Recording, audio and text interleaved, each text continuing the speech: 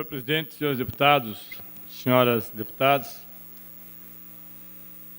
nós, pela Comissão de Direitos Humanos, estivemos na última quinta-feira acompanhando o despejo que foi feito em Itaperuçu, no imóvel denominado Fazenda Queimadinha ou Parolim. Na verdade, não é todo o imóvel, é apenas uma parte dele, cerca de 40 hectares.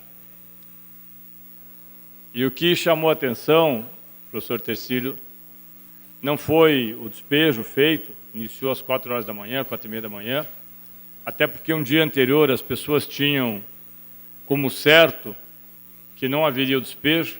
Eu havia conversado aqui com o deputado Alexandre Cury, que tem uma relação com o prefeito tinha estado aqui, com o deputado Romanelli também. O deputado Romanelli, inclusive, no dia, conversei com ele, com o próprio deputado Alexandre Cury, mas havia uma informação do Serighelli, que é o ouvidor agrário, que o governador Carlos Alberto Richa não autorizaria o uso da Polícia Militar para fazer essa desapropriação, ou esse despejo.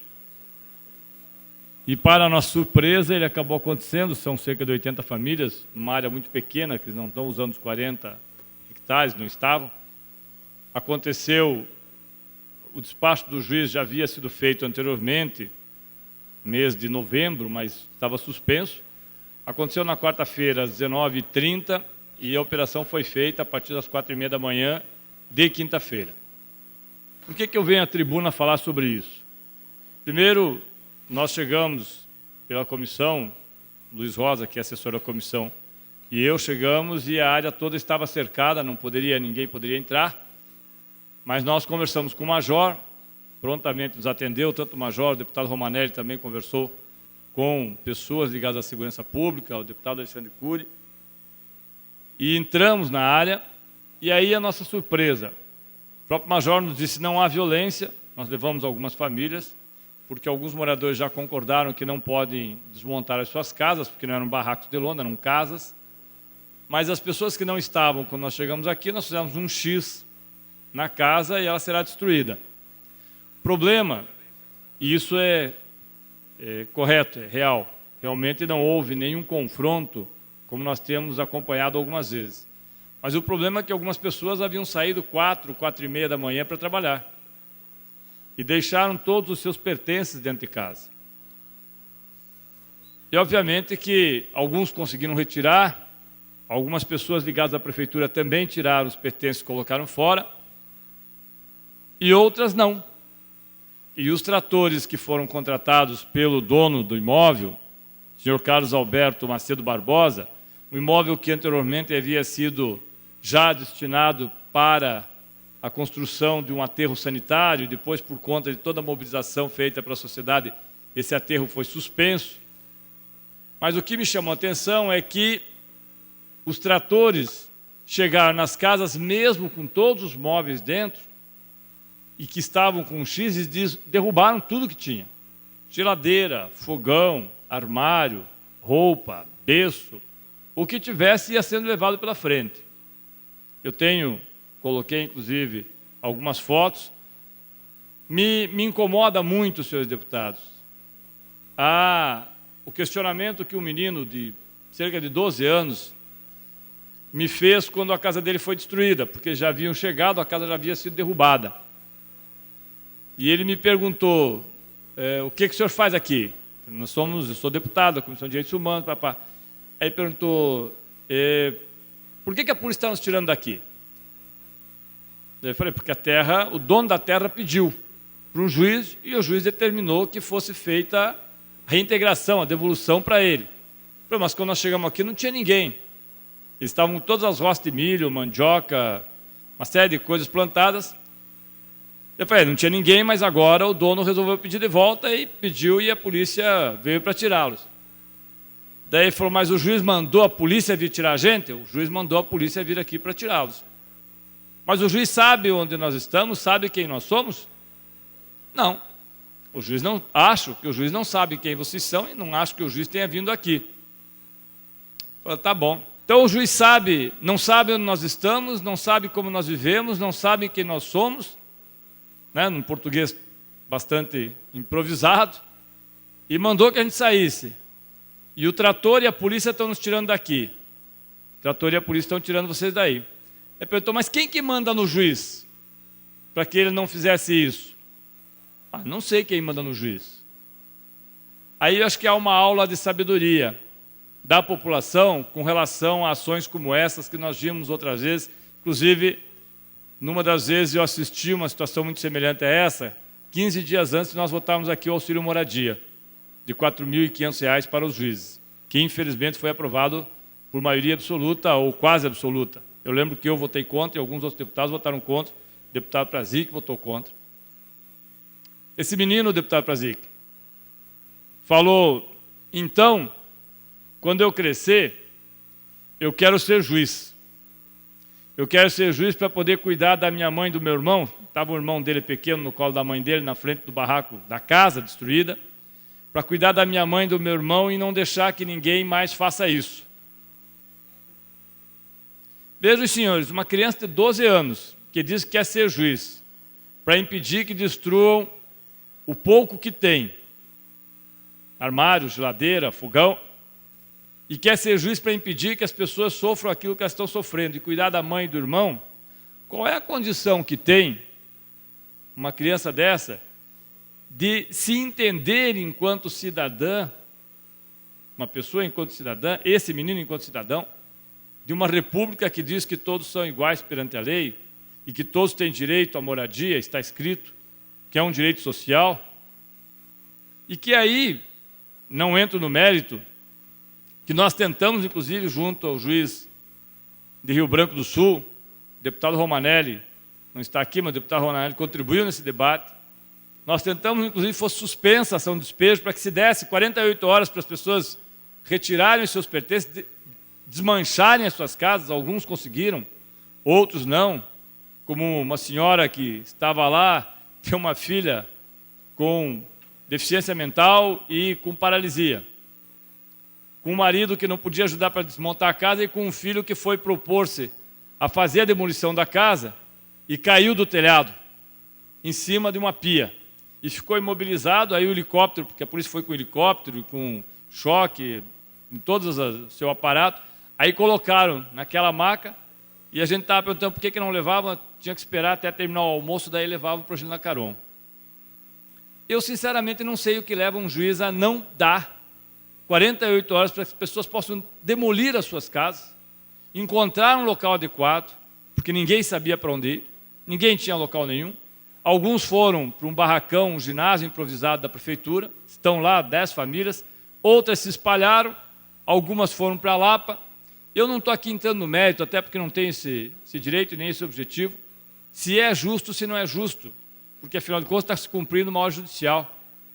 Será que não dá para uma pessoa pensar, e nós temos várias matérias, amanhã eu quero abordar isso, já vou me inscrever no Grande Expediente e falar sobre isso, quando os jornais trazem que um desembargador no Rio de Janeiro ganha R$500 mil no mês, que aqui no Paraná alguns promotores de juízes receberam cerca de R$100 mil no mês de dezembro, claro, somando tudo aquilo que é legal, não tenho dúvida, já falei isso aqui com auxílio moradia, é legal, não é moral, mas é legal. Será que não há um minuto de sensibilidade do judiciário para colocar pelo menos assistente social que possa acompanhar, Ministério Público, Defensoria Pública, a própria pessoa que autoriza acompanhar o que está acontecendo? Não houve, volto a dizer aqui, não houve violência física, é verdade.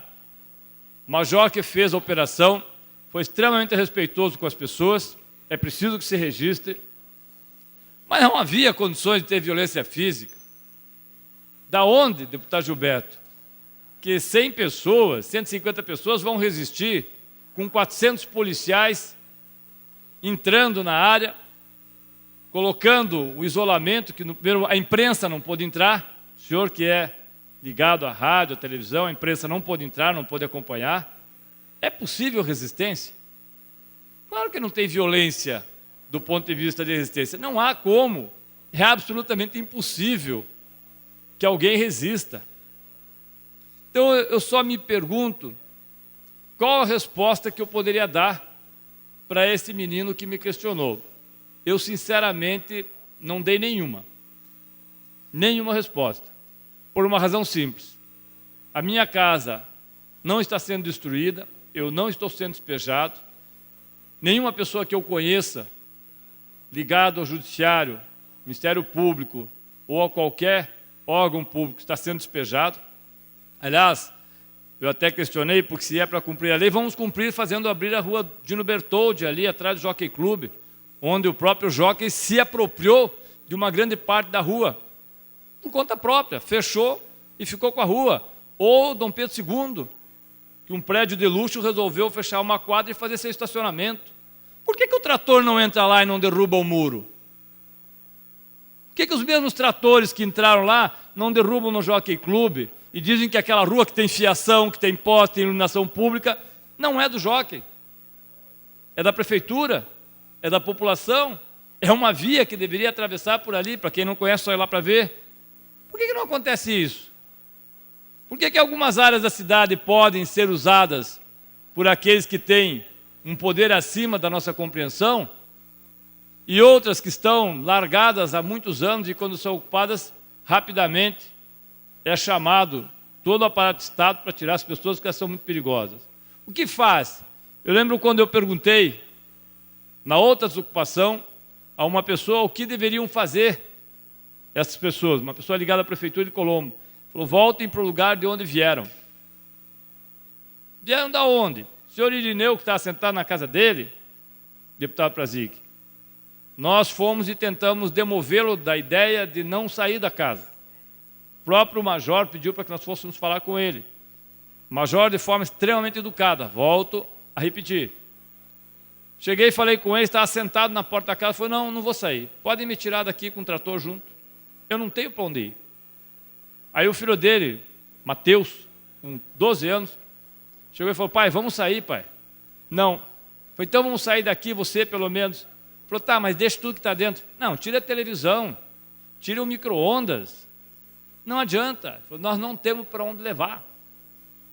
Nós vamos para as esquinas, o que nós vamos fazer? Ganhar R$2, R$3 por dia. Eu trabalhava de pedreiro, não tenho mais emprego. O que eu vou fazer? Eu estava com a roça de milho para colher a partir da semana que vem, não tem mais roça. Tanto não tem mais roça que nós tentamos, depois na sequência, ver se não era possível as pessoas colherem o milho, mandioca. Não, o trator arrancou milho, a mandioca já por conta própria, o cachorro que sobrou desapareceu, extraviou o cachorro. A porca que ele tinha lá, que como ele falou, estava prenha, sabe-se lá o que fez com ela? Então eu fico me perguntando, que justiça é essa? Não questiono do ponto de vista da lei, da legalidade, mas se nós não tivermos um mínimo de sensibilidade, senhores deputados, para acompanhar situações como essa, não adianta reclamar quando nós vamos nos presídios. Porque muitas das coisas que acontecem lá têm uma passagem anterior por ali. Se as pessoas são marginalizadas, e muitas são, se as pessoas têm um histórico que não é propriamente, como eu falei, o histórico dos melhores clubes sociais de Curitiba, alguns deles que ocupam áreas de forma irregular também, e que depois conseguem legalizá-las, eu não tenho dúvida, conheço vários que fazem isso. Qual a resposta que se dá para quem está lá? Vire-se. Eu acho que a única resposta, esse menino que eu, até por uma questão de consideração, prefiro não dar o nome, a única resposta é a dele. Eu vou crescer, vou ser juiz, para não deixar que façam mais isso que fizeram aqui com as pessoas. E que não posso, e vou cuidar da minha mãe e do meu irmão. Que é tudo que sobrou. Alguém acredita que esse menino vai crescer e vai ser juiz? Eu, sinceramente, não acredito. Não acredito. Acho que vai ficar com muita vontade, talvez, por uma questão muito pontual, mas não acredito. Talvez as pouquíssimas chances que ele tivesse, e agora na escola não vai poder continuar, porque ele está sendo deslocado para outra cidade, foram tiradas dele na última quinta-feira. Esse é o nosso sistema. Depois não adianta reclamar com a corrupção do judiciário, do executivo, do legislativo, com a corrupção que diz que hoje é a maior de todo mundo, porque o mínimo de sensibilidade que nós poderíamos esperar de dar 48 horas 24 horas de colocar pessoas da própria prefeitura para ajudar aqueles que precisavam desmontar as suas casas, para levá-las, sabe-se lá para onde, mas para algum lugar, para não perder fogão, geladeira, berço, cama, colchão, roupa, documento. A única chance que eles tinham foi tirada. Então, senhores deputados, eu vou aguardar para ver o que vai ser feito nessa área. Tomara que não seja um lixão, porque se for, nós teremos que ser os primeiros a contestar, inclusive o IAP. Porque há áreas de nascentes lá, eu acompanhei, senhor presidente, há áreas de nascentes, e se o IAP der licença para construir um lixão, nós temos que fazer uma CPI do IAP, para saber que diabos que as pessoas concordam que aconteça. Retira quem está lá porque está poluindo e bota o lixão em cima. Obrigado, senhor presidente e senhores deputados.